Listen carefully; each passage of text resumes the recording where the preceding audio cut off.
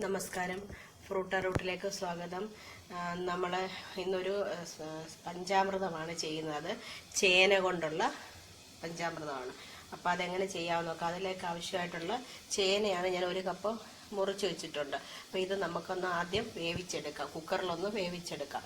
അതിനുശേഷം ബാക്കി ഇൻഗ്രീഡിയൻസ് ചേർത്ത് പായസം ഉണ്ടാക്കാം. ഇപ്പം നമുക്കൊന്ന് കുക്കറിൽ വേവിച്ചെടുക്കാം.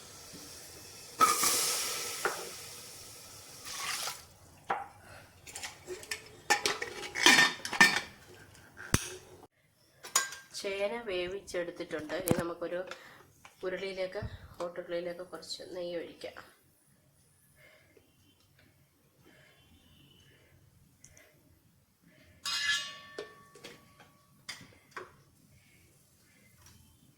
നെയ്യ് ചൂടാകുമ്പോൾ നമ്മുടെ ചേന വേവിച്ചെടുക്കുക.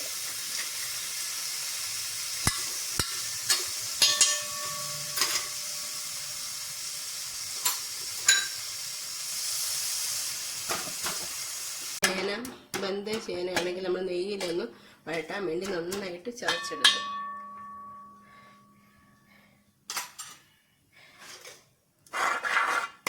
നന്നായിട്ട് നെയ്യിൽ വഴറ്റിയെടുക്കുക ചേന.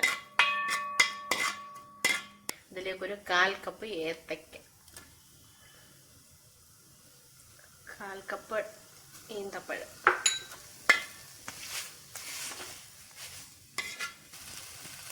2 ടേബിൾ സ്പൂൺ ചക്ക വരട്ടിയത്,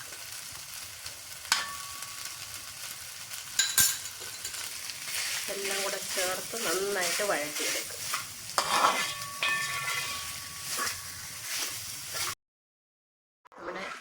നമ്മുടെ ചേനയും ഏത്തപ്പഴവും ഡേറ്റ്സും കൂടി നന്നായിട്ട് വഴണ്ടിട്ടുണ്ട്. ഇനി അത് നെയ്യിൽ ഇട്ട് നന്നായിട്ട് വേവിച്ചതാണ്. ചേന നന്നായിട്ട് വേവിച്ചെടുത്താണ്. അപ്പം ഇനിയിപ്പോൾ അതിലേക്ക് നമുക്ക് ശർക്കര ഉരുക്കിയത് ഒഴിക്കാം.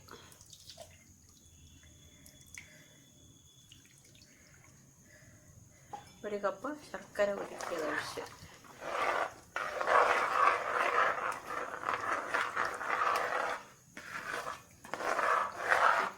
നന്നായിട്ട് കുറുക്കിയെടുക്കാൻ. ഇതിനകത്ത് നമ്മുടെ എലിഫന്റ് ഫ്രൂട്ട് യാം, ബനാന, ഡേറ്റ്സ് ഇത്രയും കൂടി ചേർത്ത് നെയ്യിൽ വഴറ്റിയിട്ട് അത് 1 കപ്പ് ശർക്കര. പക്ഷേ ചേനയാണ് ഒരു കപ്പ് ഉണ്ടായിരുന്നത്, ബാക്കിയെല്ലാം 1/4 കപ്പ് വീതമേ ഉള്ളായിരുന്നു.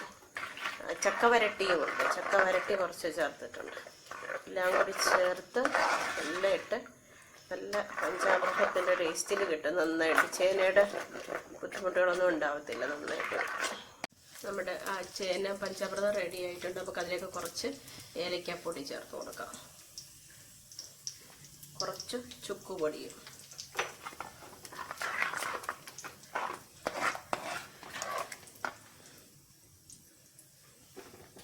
ഇതിലേക്ക് നമുക്ക് നെയ്യിൽ വറുത്ത കിസ്മിസും കുറച്ച് എള്ളും കൂടി ചേർത്ത് കൊടുക്കാം.